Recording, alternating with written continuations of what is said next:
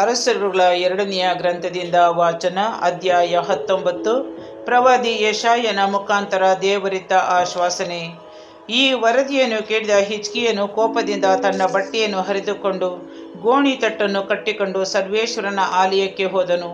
ಇದಲ್ಲದೆ ಅವನ ರಾಜಗೃಹಾಧಿಪತಿಯಾದ ಎಲ್ಯಾಕೀಮ್, ಕಾರ್ಯದರ್ಶಿ ಶೆಬ್ನ, ಹಿರಿಯ ಯಾಜಕರು ಇವರನ್ನು ಕರೆಯಿಸಿ, ನೀವು ಗೋಣಿತಟ್ಟನ್ನು ಕಟ್ಟಿಕೊಂಡು ಆಮೋಚನ ಮಗನೂ ಪ್ರವಾದಿಯೂ ಆದ ಯೆಶಾಯನ ಬಳಿಗೆ ಹೋಗಿ ಅವನಿಗೆ ಹೀಗೆಂದು ಹೇಳಿ, ಈ ದಿನ ನಮಗೆ ಮಹಾ ಸಂಕಟದ ದಿನ, ದಂಡನೆಯ ದಿನ, ನಿಂದೆ ಅವಮಾನದ ದಿನ, ಹೆರಿಗೆಯ ಕಾಲ ಬಂದಿದೆ. ಆದರೆ ಹೆರುವುದಕ್ಕೆ ಶಕ್ತಿ ಸಾಲದು. ಜೀವ ಸ್ವರೂಪರಾದ ದೇವರನ್ನು ದೂಷಿಸುವುದಕ್ಕಾಗಿ ತನ್ನ ಯಜಮಾನ ಅಸ್ಸೀರಿಯದ ರಾಜನಿಂದ ಕಳುಹಿಸಲಾಗಿದ್ದ ರಬ್ಷಾಕೆಯ ನಿಂದಾ ವಾಕ್ಯಗಳನ್ನು ನಿಮ್ಮ ದೇವರಾದ ಸರ್ವೇಶ್ವರ ಕೇಳಿದ್ದಾರೆ. ನಿಮ್ಮ ದೇವರಾದ ಸರ್ವೇಶ್ವರ ತಾವು ಕೇಳಿದ ವಾಕ್ಯಗಳ ನಿಮಿತ್ತ ಮುಯ್ಯಿ ತೀರಿಸಾರು. ಹೀಗಿರಲು ಉಳಿದಿರುವ ಸ್ವಲ್ಪ ಜನರಿಗಾಗಿ ದೇವರನ್ನು ನೀವು ಪ್ರಾರ್ಥನೆ ಮಾಡಿ ಎಂದು ಹಿಜ್ಕೀಯ ಕೇಳಿಕೊಂಡಿದ್ದಾನೆ ಎಂದು ತಿಳಿಸಿ ಎಂದರು. ಅರಸ ಹಿಜ್ಕೀಯನ ಸೇವಕರು ತನ್ನ ಬಳಿಗೆ ಬಂದು ವರದಿ ಮಾಡಿದ ಮೇಲೆ ಯೆಶಾಯನು, ನೀವು ಹಿಂದಿರುಗಿ ಹೋಗಿ ನಿಮ್ಮ ರಾಜನಿಗೆ, ಅಸ್ಸೀರಿಯದ ಅರಸರ ಸೇವಕರು ನನ್ನನ್ನು ದೂಷಿಸಿ ಆಡಿದ ಮಾತುಗಳನ್ನು ಕೇಳಿದ್ದೇನೆ. ಅವುಗಳಿಗಾಗಿ ನೀನು ಹೆದರಬೇಕಾಗಿಲ್ಲ. ಅವನ ಮೇಲೆ ಭಯಾತ್ಮವನ್ನು ಬರಮಾಡುವೆನು. ಅವನು ಒಂದು ಸುದ್ದಿಯನ್ನು ಕೇಳಿ ಸ್ವದೇಶಕ್ಕೆ ಹಿಂತಿರುಗಿ ಅಲ್ಲೇ ಕತ್ತಿಗೆ ತುತ್ತಾಗುವಂತೆ ಮಾಡುವೆನು. ಇದು ಸರ್ವೇಶ್ವರನ ನುಡಿಯೆಂದು ತಿಳಿಸಿರಿ ಎಂದು ಉತ್ತರ ಕೊಟ್ಟನು. ಅಸ್ಸೀರಿಯದವರು ಹಾಕಿದ ಮತ್ತೊಂದು ಬೆದರಿಕೆ. ರಬ್ಷಾಕೆಯು ಹಿಂದಿರುಗಿ ಹೋಗುವಾಗ ದಾರಿಯಲ್ಲಿ ಅಸ್ಸೀರಿಯದ ಅರಸನು ಲಾಕೀಷನನ್ನು ಬಿಟ್ಟು ಲಿಬ್ನಕ್ಕೆ ಹೋಗಿ ಆ ರಾಜ್ಯದ ವಿರುದ್ಧ ಯುದ್ಧ ಮಾಡುತ್ತಿರುವುದಾಗಿ ಸಮಾಚಾರ ಪಡೆದನು. ಆದುದರಿಂದ ಅವನು ಅಲ್ಲಿಗೆ ತೆರಳಿದನು. ಅಷ್ಟರಲ್ಲಿ ಸೂಡಾನಿನ ರಾಜ ತಿರ್ಹಾಕನು ತನಗೆ ವಿರುದ್ಧವಾಗಿ ಹೊರಟಿದ್ದಾನೆಂಬ ಸುದ್ದಿ ಅಸ್ಸೀರಿಯದ ಅರಸನಿಗೆ ಮುಟ್ಟಿತು. ಆಗ ಅವನು ಜುದೇಯದ ಅರಸನಾದ ಹಿಜ್ಕೀಯನಿಗೆ, ಜೆರೂಸಲೇಮ್ ನನ್ನ ವಶವಾಗುವುದಿಲ್ಲವೆಂದು ನೀನು ನಂಬುವ ದೇವರು ನಿನಗೆ ಹೇಳಿ ನಿನ್ನನ್ನು ಮೋಸಗೊಳಿಸಬಹುದು. ಅಸ್ಸೀರಿಯದ ಅರಸನು ಎಲ್ಲ ರಾಜ್ಯಗಳನ್ನು ಸಂಪೂರ್ಣವಾಗಿ ನಾಶಪಡಿಸಿದ್ದಾನೆಂಬ ಸಮಾಚಾರ ನಿನಗೆ ಮುಟ್ಟಿರಬೇಕು. ಹೀಗಿರುವಲ್ಲಿ ನೀನು ಮಾತ್ರ ತಪ್ಪಿಸಿಕೊಳ್ಳುವೆಯೋ? ನನ್ನ ತಂದೆ ತಾತಂದಿರು ಗೋಜಾನ್, ಖಾರಾನ್, ರೇಚೆಪ್ ಎಂಬ ನಗರಗಳ ಜನರನ್ನು ಮತ್ತು ತೆಲಸ್ಸಾರ್ ಪ್ರಾಂತ್ಯದಲ್ಲಿರುವ ಏದೇನಿನ ಜನರನ್ನು ನಾಶ ಮಾಡಿದರು. ಆಗ ಅವರ ದೇವರುಗಳು ಅವರನ್ನು ರಕ್ಷಿಸಲಾಗಲಿಲ್ಲ. ಹಮಾತ್, ಅರ್ಫಾದ್, ಸೆಫರ್ವಯಿಮ್, ಹೇನ್ ಮತ್ತು ಇವ್ವಾ ಎಂಬ ನಗರಗಳ ಅರಸರ ಗತಿ ಏನಾಯಿತು ಎಂದ ಪತ್ರ ಬರೆದು ದೂತರ ಸಮೇತ ಕಳುಹಿಸಿದನು. ಹಿಜ್ಕೀಯನು ಆ ದೂತರು ತಂದ ಪತ್ರವನ್ನು ತೆಗೆದುಕೊಂಡು ಓದಿದ ನಂತರ ದೇವಾಲಯಕ್ಕೆ ಹೋಗಿ ಅದನ್ನು ಸರ್ವೇಶ್ವರ ಸ್ವಾಮಿಯ ಮುಂದೆ ತೆರೆದಿಟ್ಟು ಹೀಗೆಂದು ಪ್ರಾರ್ಥನೆ ಮಾಡಿದನು.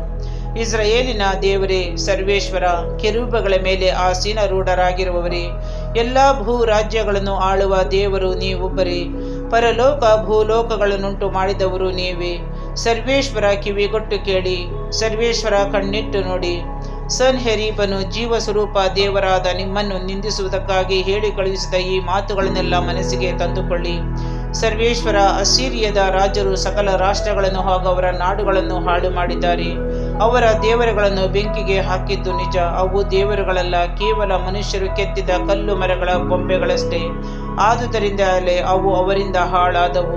ನಮ್ಮ ದೇವರಾದ ಸರ್ವೇಶ್ವರ, ನೀವೇ ಏಕೈಕ ದೇವರು ಎಂಬುದನ್ನು ಭೂಮಿಯ ರಾಷ್ಟ್ರಗಳೆಲ್ಲವೂ ತಿಳಿದುಕೊಳ್ಳುವಂತೆ ನಮ್ಮನ್ನು ಈ ಅಸ್ಸೀರಿಯನ ಕೈಯಿಂದ ಬಿಡಿಸಿರಿ. ಸನ್ಹೆರೀಬನ ಪತನ. ಆಗ ಆಮೋಚನ ಮಗನಾದ ಯೆಶಾಯನು ಹಿಜ್ಕೀಯನಿಗೆ ಹೇಳಿ ಕಳಿಸಿದ್ದೇನೆಂದರೆ, ಇಸ್ರಾಯೇಲಿನ ದೇವರಾದ ಸರ್ವೇಶ್ವರ ಸ್ವಾಮಿಯ ಈ ಮಾತುಗಳನ್ನು ಕೇಳು.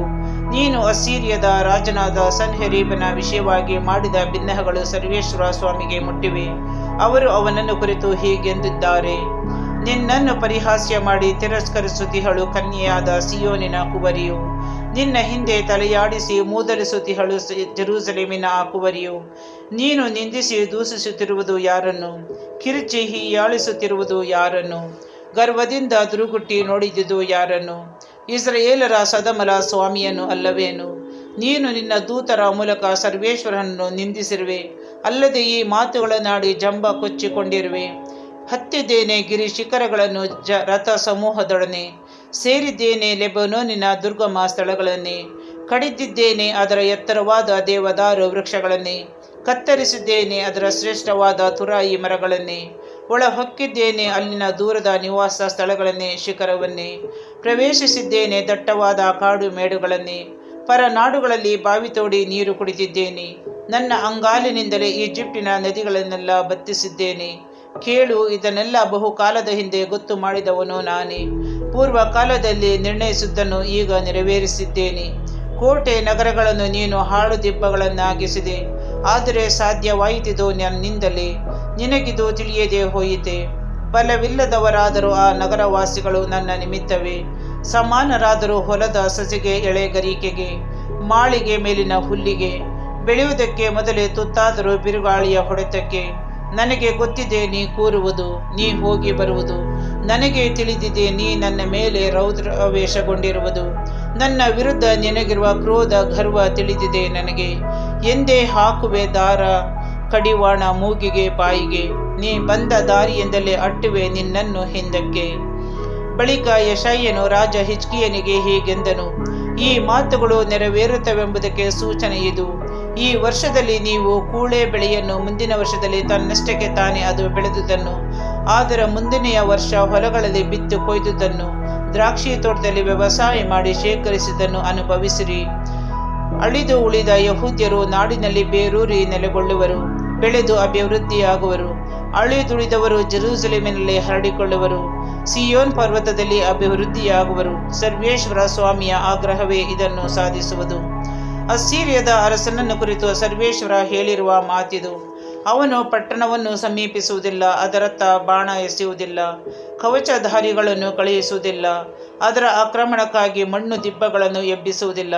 ಅವನು ಬಂದ ದಾರಿಯಿಂದಲೇ ಹಿಂದಿರುಗಿ ಹೋಗುವನು, ಈ ಪಟ್ಟಣಕ್ಕೆ ಕಾಲಿಡನು. ನನಗಾಗಿಯೂ ನನ್ನ ದಾಸ ದಾವೀದನಿಗಾಗಿಯೂ ಈ ಪಟ್ಟಣವನ್ನು ಉಳಿಸಿ ಕಾಪಾಡುವೆನು ಎಂದಿದ್ದಾರೆ. ಸನ್ಹೇರೀಬನ ಮರಣ. ಅದೇ ರಾತ್ರಿಯಲ್ಲಿ ಸರ್ವೇಶ್ವರ ಸ್ವಾಮಿಯ ದೂತನು ಹೊರಟು ಬಂದು ಅಸ್ಸೀರಿಯದ ಪಾಳ್ಯದಲ್ಲಿ 1,85,000 ಮಂದಿ ಸೈನಿಕರನ್ನು ಮರಣಕ್ಕೆ ಈಡು ಮಾಡಿದನು. ಅಸ್ಸೀರಿಯರು ಬೆಳಿಗ್ಗೆ ಎದ್ದು ನೋಡುವಾಗ ಪಾಳ್ಯ ತುಂಬ ಹೆಣಗಳು ಇದ್ದವು.